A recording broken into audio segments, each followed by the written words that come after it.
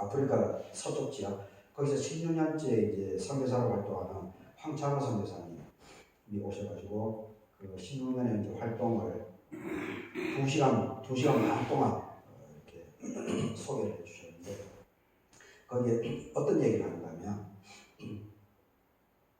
그쪽에 이제 불어권이라고 합니다. 불어권이라고 프랑스어를 쓴다고 하더라고요. 프랑스어를.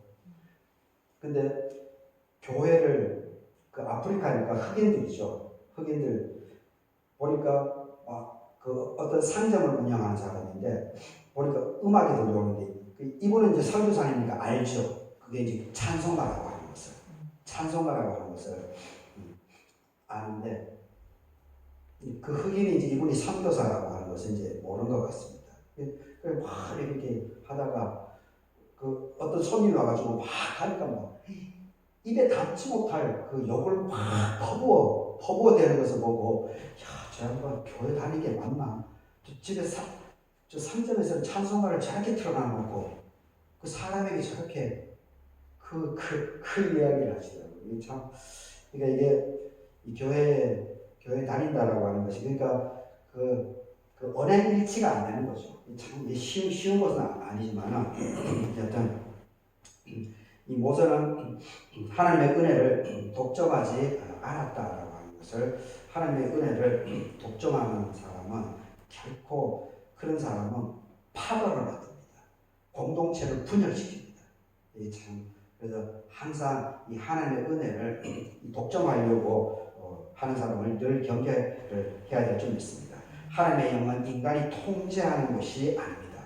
통제를 한다라고 해서 통제가 될 수가 없습니다. 하나님께서 자유롭게 부어주시는 설물임을 우리는 반드시 알아야 됩니다. 오늘 우리도 마찬가지입니다. 하나님은 특정한 사람만 사용하는 분이 아니십니다.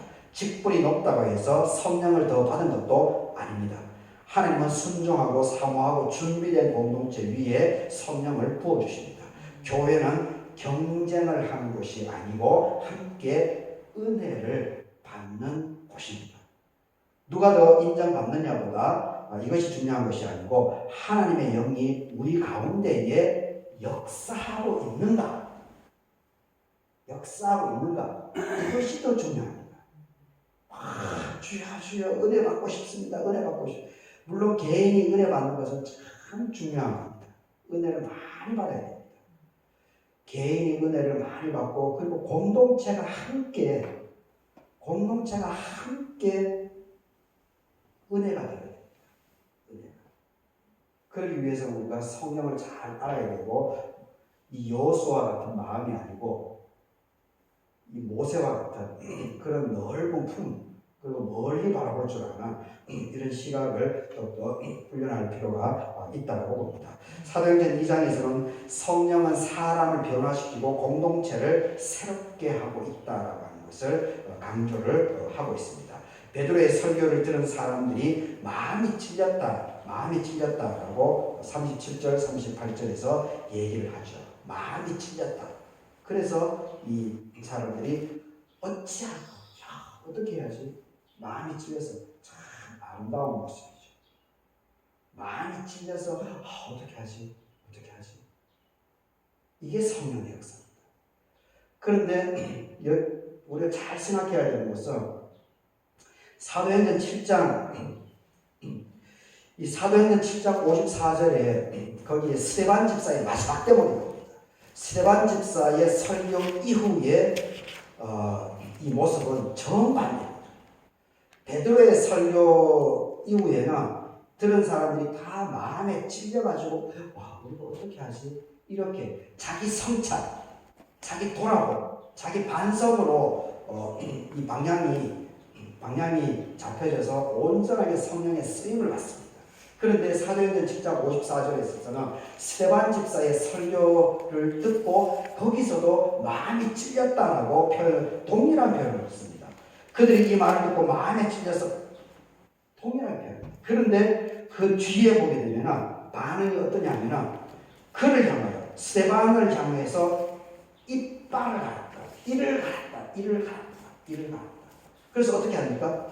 돌을 들어가지고 스데반 집사를 쳐서 현장에서 죽여버립니다. 즉사. 근데 스데반 집사는 어떻게 합니까? 그들을 탓하지 않습니다.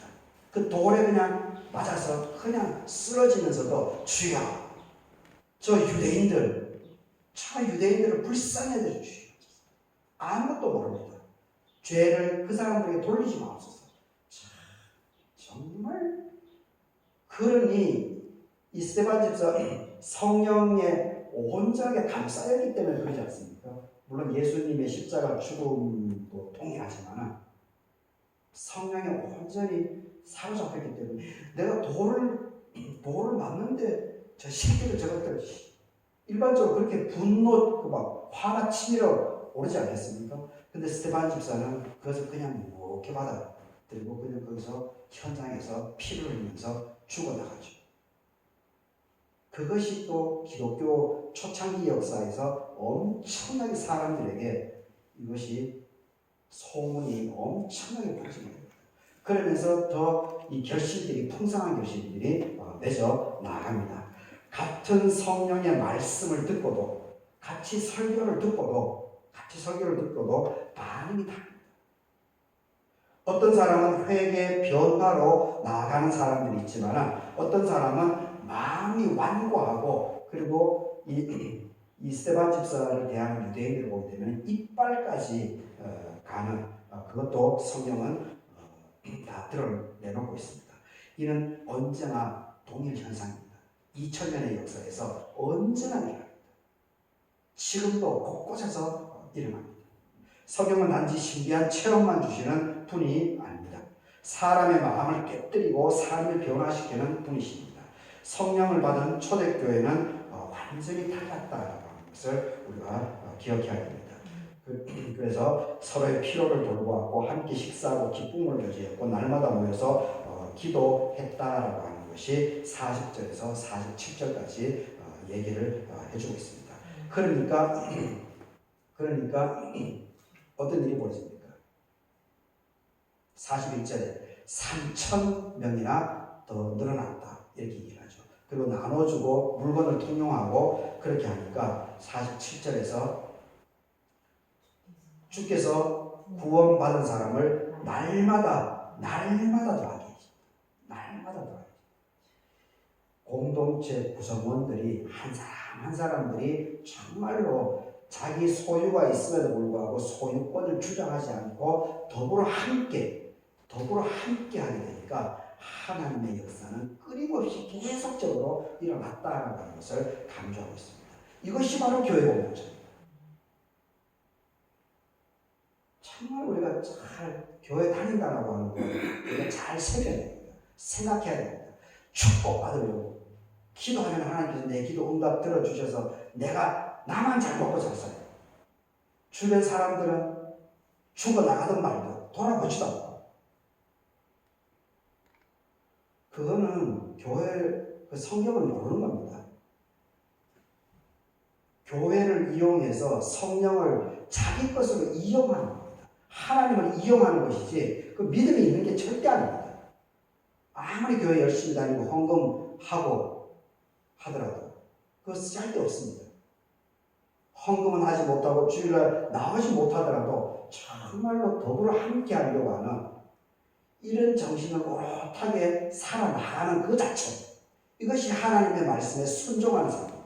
그런 사람이 복을 받게 되어 있습니다. 그리고 공동체 구성원들이 그런 삶을 살아가게 되면은 날마다 하나님의 역사는 숫자도까지 더해준다라고 하는 것을 이 본문에서는 얘기를 하고 있다라고 하는 것을 우리가 더욱더 기억할 수 있기를 바라겠습니다. 세상은 공동체를 통해서 하나님을 보고 있습니다. 오늘날 세상 사람들은 성경을 읽지 않습니다. 성경을 굳이 교회도 안 다니는데 성경 읽을 필요가 없죠. 오히려 그리스도인들의 삶을 보고 지켜보고 그 삶을 읽습니다. 오늘날 교회가 세상 속에서 힘을 잃는 이유 중에 하나는 성령의 능력보다는 인간적인 방법만 붙잡으려고 하기 때문에 그렇습니다. 성령이 임하시면 공동체는 달라집니다. 차가운 마음이 따뜻해지고 미움이 용서로 바뀌고 두려움이 담대함으로 변화가 되어 나오게 되고 있습니다. 오늘 찬송가 182장처럼 성령의 담비가 내리면 변화가 일어납니다. 성령은 교회를 살아 움직이게 하시는 하나님의 숨결이다라고 하는 것을 우리가 잘 기억할 수 있기를 바라겠습니다. 오늘 마지막으로 누가복음에서는 성령은 두려움 속에서도 우리를 증언하게 하신다. 성령을 증언하게 담대한 마음을 주신다라고 하는 것을 보여줍니다. 누가복음에서 예수님은 제자들에게 말씀하십니다. 8절에서 사람들 앞에서 예수님을 시인하는 자를 인자도 하나님 앞에서 시인을 할 것이다. 하지만 제자들은 곧 박해를 경험하게 됩니다. 두려운 상황 속에 서게 됩니다. 그때 예수님은 11절 12절에서 이렇게 약속을 하고 있습니다. 마땅히 할 말을 성령이 그때에 너희에게 가르치리라. 너희에게 가르치리라. 참 12절의 말씀이죠. 이게 참 감동입니다. 감동.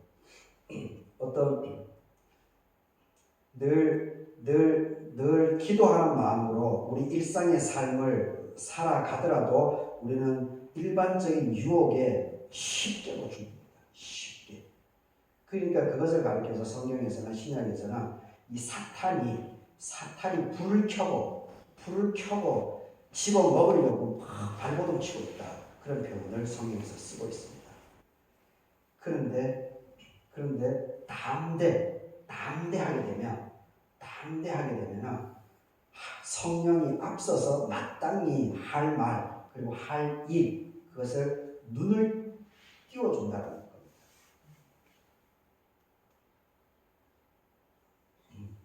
아마 믿음 안에서 신앙생활 오래 하다 보면 그 경험이 다들 있을 겁니다. 앞이 막막하고 그럼에도 불구하고 어느 날 갑자기 불현듯이 사람을 통해서든지 어떤 일을 통해서라든지 어떤 생각을 통해서 그것이 쫙 해결되어지다가 답이 이렇게 선명하게 보이게 되는 그것을 아마 많이 경험할 줄 믿습니다. 그리고 그런 경험들이 많아질 때 우리의 믿음이 더욱더 단단해지고 깊어 나갈 줄 믿습니다. 이 12절의 이 말씀이 얼마나 큰 위로가 되는지 모르겠습니다. 신앙은 완벽한 사람이 하는 것이 아닙니다. 성령께 의지하는 사람이 쓰임을 받습니다. 우리는 종종 믿음을 드러내기를 두려워합니다. 너가 혼자 말하는 것이 아니라 성령께서 너와 함께 하신다라고 하는 것을 우리가 잘 기억할 수 있기를 바라겠습니다. 초대교회 성도들이 담대할 수 있었던 이유도 바로 12절의 이 말씀의 영향력이 크다라고 봅니다. 그들은 강한 사람들을 이었기 때문이 아니라 태어날 때부터 강한 사람이었기 때문이 아니고 성령이 함께 하신다라고 하는 그 믿음 그리고 그 같이 성령을 경험한 그것이 있기 때문에 이 사람들이 강하고 담대하고 쓰임받을 수 있었다라고 하는 것도 우리가 기억해야 됩니다. 오늘 세 본문은 하나로 연결이 됩니다. 하나님은 자신의 영을 모든 백성에게 부어주시고 성령은 사람과 공동체를 변화시키고 성령은 우리로 하여금 세상 속에서 담대하게 복음을 증언하게 하십니다. 교회는 건물이 아니고 성령이 머무는 공동체다라고 하는 것입니다. 그러므로 우리는 성령을 사모해야 될 줄 믿습니다. 이 말씀으로 한 주간도 평안하시고 그리고 하나님께 더욱더 쓰임받는 여러분들의 삶이 될 수 있기를 축복을 합니다. 다 같이 기도하겠습니다. 주는 내 생각과 욕심이 아니고 성령께서 나를 이끌어 주시옵소서. 이 기도가 우리 안에 살아 있기를 바랍니다.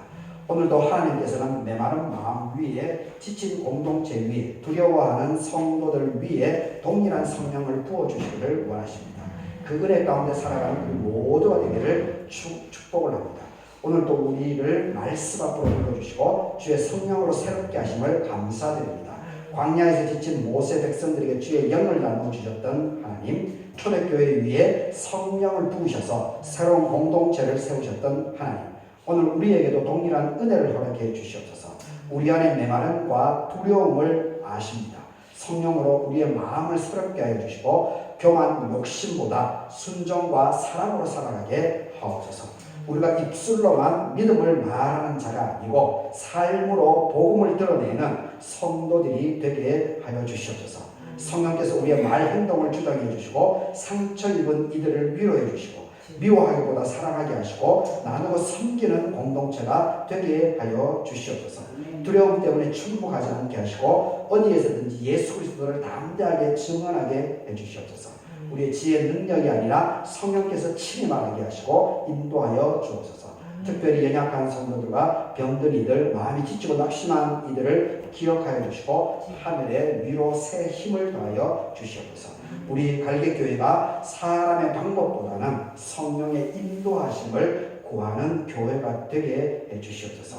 세상 속에서 빛과 소금의 사명을 감당하여 주시옵소서. 모든 말씀을 살아계신 예수 그리스도 이름으로 기도드립니다. 아멘. 이 말씀